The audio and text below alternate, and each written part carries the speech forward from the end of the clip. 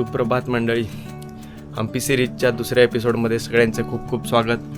वाजले आहेत 5 आणि आता आपण चाललो आहे मातंग पर्वतावर सनराईज बघायला. बाहेर आहे पूर्ण काळोख, तुम्ही बघू शकता. ही आहे आपली बाईक आणि आता आपल्याला लवकरात लवकर इथून निघायचं आहे. 2 तासाची फक्त झोप झाली आहे, तरी पण आता आपल्याला सनराईज बघायला जायचंच आहे वरती काही करून. तर मग चला तर भेटूया मातंग पर्वतावर.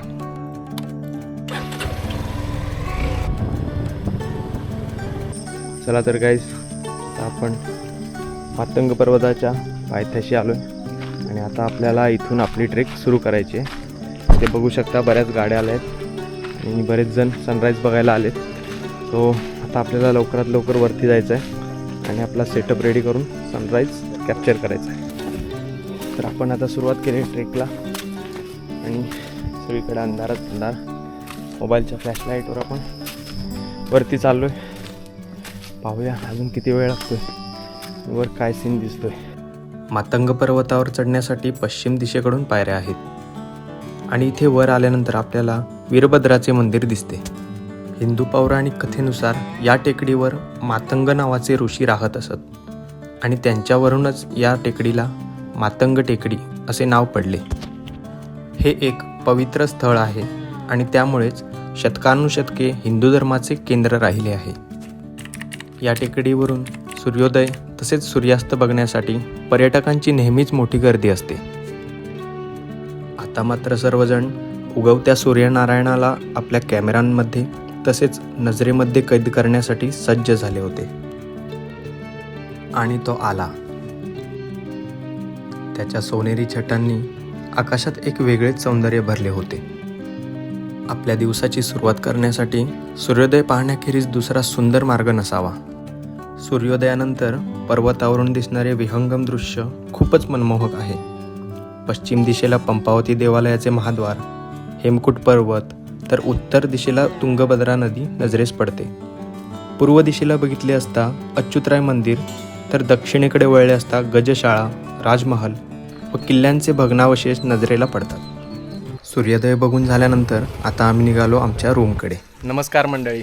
तर आपली हम्पी सिरीजमधल्या दुसऱ्या दिवसाची सुरुवात झालेली आहे आणि आज आपण उरलेली ठिकाणं एक्सप्लोर करणार आहोत. तर सर्वप्रथम आपण आता आधी नाश्ता करायचा आहे आणि त्यानंतर पुढील प्रवासाला सुरुवात करूया. चला तर मग. तर मित्रांनो, आता आपण नाश्ता करायला आलो आहे टेस्ट ऑफ ब्राह्मिन्स या हॉटेलमध्ये आणि इथे आपण बघू शकतो हम्पीचे लोकल डिशेस इथे खूप सुंदर असे मिळतात. तर आपण सुद्धा हम्पीच्या लोकल डिशचा आस्वाद घेणार आहोत.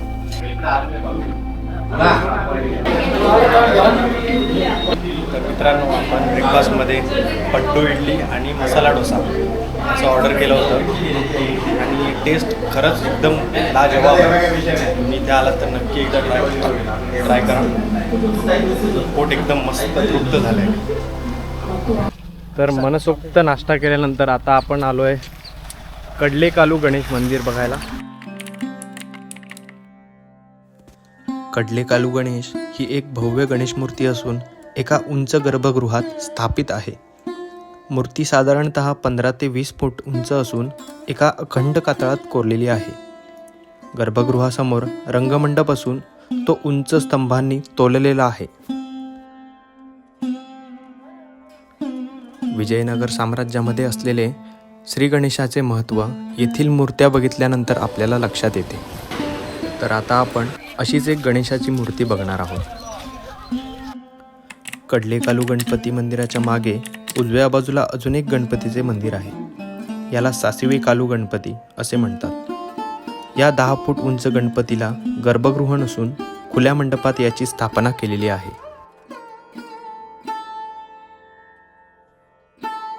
आता आपण आलोय हेमकूट पर्वतावर.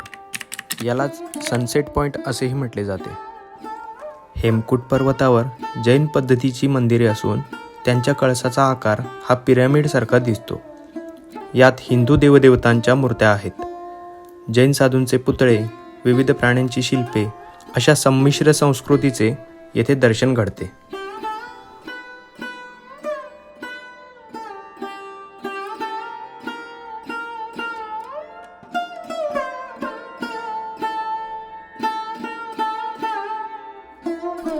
मित्रांनो, हेमकूट पर्वतावरून विरूपाक्ष मंदिराचा दिसणारं हे विहंगम दृश्य खरंच मनाला एकदम आनंद देऊन जातं. इथून तुम्ही पूर्ण हम्पीचा एक नजारा घेऊ शकता. हे मोठमोठे दगड, मोठमोठ्या इमारती, खरंच हम्पी परत परत यावं असं आहे. ही गोष्ट खरी आहे की हम्पी आज भग्नावस्थेत उभे आहे. याच्या गतवैभवाच्या तसेच हम्पीवर राज्य केलेल्या राजा महाराजांच्या सुरस कथा ऐकल्यावर आजही कानडी लोकांचे हृदय पिळवटून निघते. त्याच गतवैभवाचा आपल्या प्रेक्षकांना परिचय करून देण्याचा हा एक माझा छोटासा प्रयत्न आहे. हेमकुटावरून कमलापूर मार्गे निघालो असता आपणास हम्पीचे प्रवेशद्वार लागेल. जीर्ण झालेल्या या प्रवेशद्वारापासून पुढे निघालो असता उजव्या बाजूस एक विशाल मंदिर दिसेल. हेच ते कृष्ण मंदिर. हे मंदिर 320 फूट लांब व 200 फूट रुंद आहे. गजपती विरुद्ध विजयाप्रित्यर्थ कृष्णदेवराय यांनी इसवी सन 1523 मध्ये हे मंदिर बांधले. उदयगिरीहून बालकृष्णाची मूर्ती आणून येथे स्थापन केली आहे. परंतु सध्या ही मूर्ती मद्रास येथील वस्तुसंग्रहालयात ठेवलेली आहे. देवालयाचा रंगमंडप सुंदर व भव्य असून स्तंभांवर कृष्णचरित्रातील शिल्पे कोरलेली आहेत. प्रवेश करण्यासाठी आग्नेय व उत्तरेकडून पायऱ्या आहेत.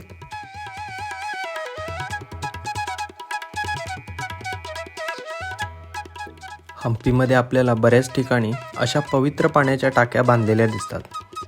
या टाक्या विजयनगर साम्राज्याच्या मंदिर संकुलाचा एक महत्त्वाचा भाग होत्या. या पाण्याच्या टाक्यांना पुष्करणी असे म्हणत. या पुष्करणीचा वापर प्रार्थनेपूर्वी स्नान, शुद्धीकरण तसेच महत्त्वाच्या धार्मिक कार्यांसाठी केला जात असे.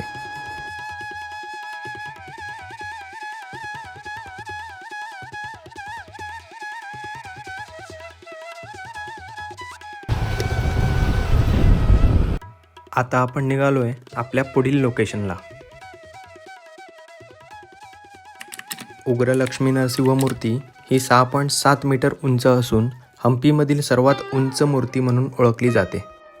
शिल्पकलेचा एक उत्कृष्ट नमुना असलेली ही मूर्ती इसवी सन 1528 साली राजा कृष्णदेवरायांच्या काळात एका ब्राह्मणाकडून बनवली गेली आहे. नरसिंहाच्या एका मांडीवर लक्ष्मी बसलेली आहे. परंतु मूर्तीची तोडफोड झाल्यामुळे लक्ष्मीचा एकच हात मूर्तीभोवती दिसतो.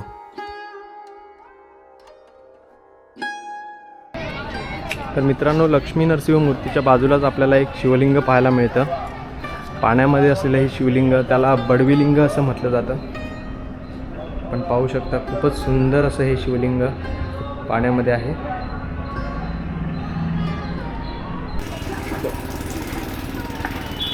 तर मित्रांनो, आपण एक छोटासा ड्रिंक्स ब्रेक घेतलेला आहे. खूप कडक उन्हाळा इथे सुरू झाला आहे आणि तुम्ही पण इकडे येताना सनस्क्रीन आणि असे जर इनर स्लीव्ज जर तुमच्याकडे असतील तर ते नक्की घेऊन या. कारण इकडे स्वतःला हायड्रेटेड ठेवणं आणि उन्हापासून संरक्षण करणं हे खूप गरजेचं आहे. त्यामुळे तुम्ही नेसेसरी प्रिकॉशन्स नक्की घ्यायचे आहेत तिथे येताना. तर इथे आपल्याला तोंड धुताना दिसत आहेत हम्पी स्पेशल राईडसाठी आलेले मकरंद भादवनकर. उन्हापासून त्रासलेले, उन्हाने त्यांना अक्षरशः हैराण करून सोडलेलं आहे. तर आता आपण निघालोय आपलं पुढील लोकेशन भूमिगत शिवमंदिर येथे.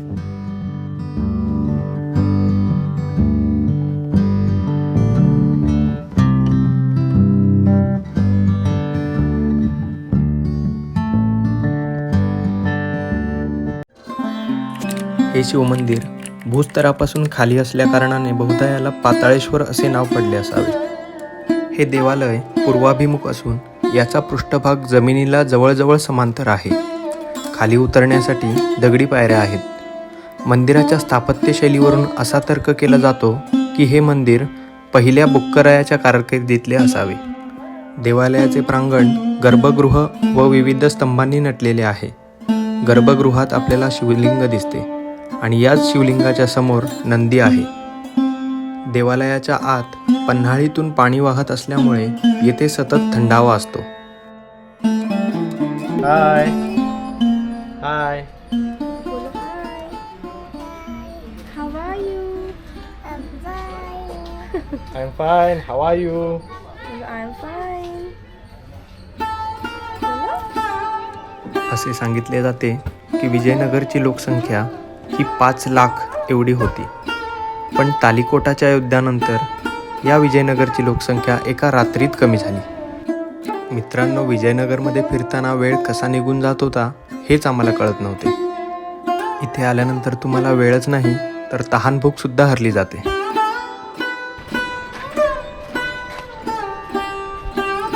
मित्रांनो, आता आपण आलो आहे हजार रामचंद्र मंदिर इथे. हम्पीतील महत्त्वाच्या 3 मंदिरांमध्ये याचा दुसरा क्रमांक लागतो. हे मंदिर विजयनगरच्या राजगृह परिसरात आहे. राजघराण्यातील व्यक्तींच्या खास पूजेचे हे ठिकाण असावे. संगम घराण्यातील देवराय द्वितीय यांनी प्रथम लहान स्वरूपात हे मंदिर बांधले. नंतर कृष्णदेवराय यांनी दिग्विजयाच्या स्मरणार्थ इसवी सन 1513 मध्ये या मंदिराचे मोठ्या स्वरूपात निर्माण केले. मंदिराच्या भिंतीवर शिल्पपट ओळीने कोरलेला आहे. बेल्लूरच्या हलेबीडू मंदिरात वापरलेला सफेद दगडच या मंदिराच्या शिल्पपटासाठी वापरला आहे. शिल्पांचे विषय प्रामुख्याने हिंदू देवता, योगी मुद्रा, दशावतार व वैष्णव देवी देवता असे आहेत. तर या मंदिराच्या चारी बाजूला या मंदिराच्या संरक्षणासाठी खूप भक्कम आणि मजबूत अशी तटबंदी आपल्याला बघायला मिळते. आणि या मंदिरावर खूप अशा मूर्त्यांचं कोरीवकामसुद्धा खूप छान अशा पद्धतीने केलेलं आहे. पण परकीय आक्रमणांमुळे इथल्या मूर्त्यांना खूप त्यांनी हानी पोचवल्यामुळे त्या आता तुटलेल्या अवस्थेत आपल्याला बघायला मिळतात.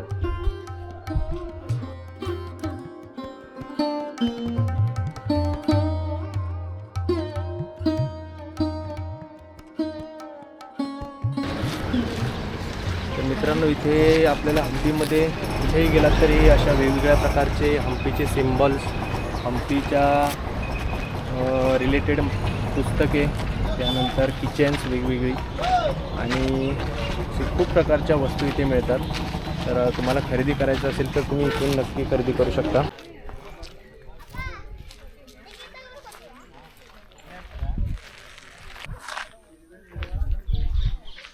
तर मित्रांनो, आता आपण ज्या जागेमध्ये आलो आहोत त्याला जनाना प्रांगण किंवा जनाना एन्क्लोजर असं म्हटलं जातं.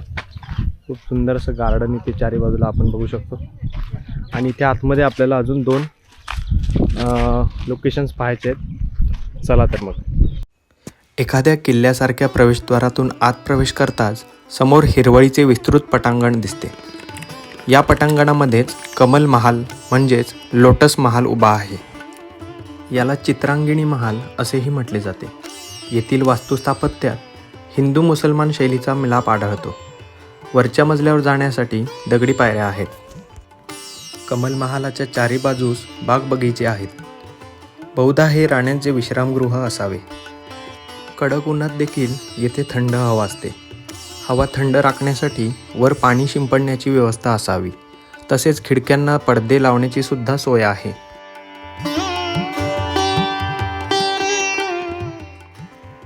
राजांच्या प्रमुख हत्तींना राहण्यासाठी ही 11 मोठ्या दालनांची गजशाळा बांधली गेली होती.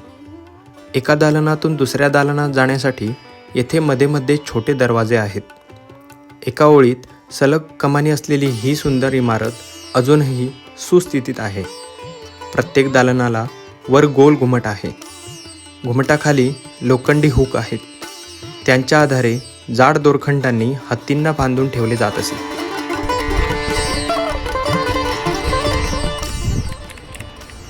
तर आता आपण आलो आहे किंग्स ऑडियन्स हॉल म्हणजे राजाचा दरबार कक्ष. इथे पूर्वीच्या काळी विजयनगरचे राजा यांचा दरबार भरत असे आणि त्यांच्या राज्याचा कारभार हा या दरबारातून चालत असे. याच्या पण या आजूबाजूला आपल्याला गार्डन दिसतंय आणि खूप मोठा असा हा दरबार आपल्याला पाहायला मिळतो. खूप सुंदर अशी वास्तुरचना आणि तेवढंच भव्य दिव्य असं बांधकाम आपण विचार करू शकतो की त्यावेळी या दरबाराची काय शोभा होती असेल.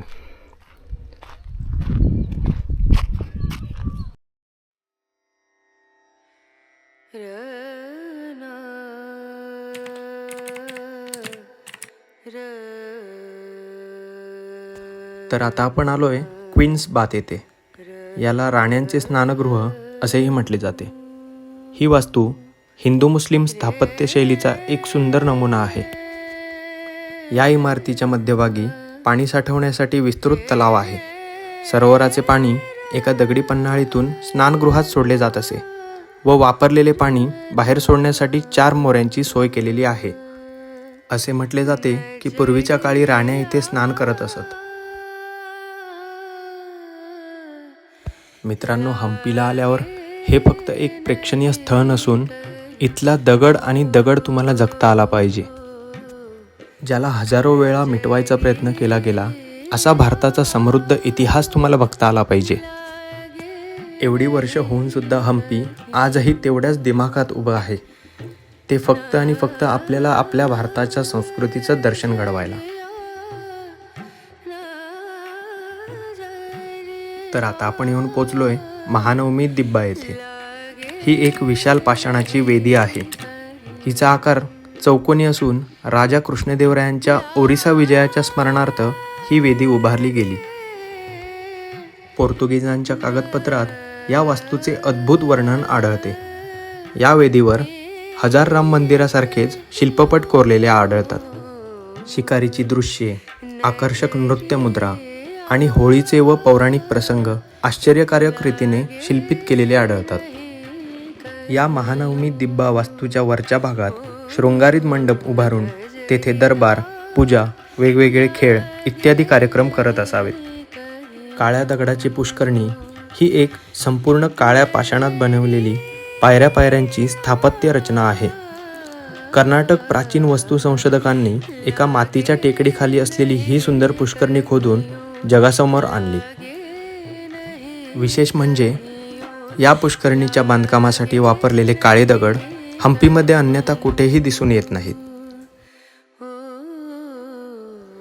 तर मंडळी, आता जेवणाची वेळ झाली असल्यामुळे आम्ही हम्पीमधील प्रसिद्ध हॉटेल पॅराडाईज येथे जेवणासाठी आलो. येथे साऊथ इंडियन थाळीचा आस्वाद घेऊन आम्ही आमच्या आजच्या दिवसाची सांगता केली. तर मंडळी, असेच सुंदर एपिसोड्स बघण्यासाठी कोकणी मोटो रायडरला सबस्क्राईब करायला विसरू नका. भेटूया पुढील भागात.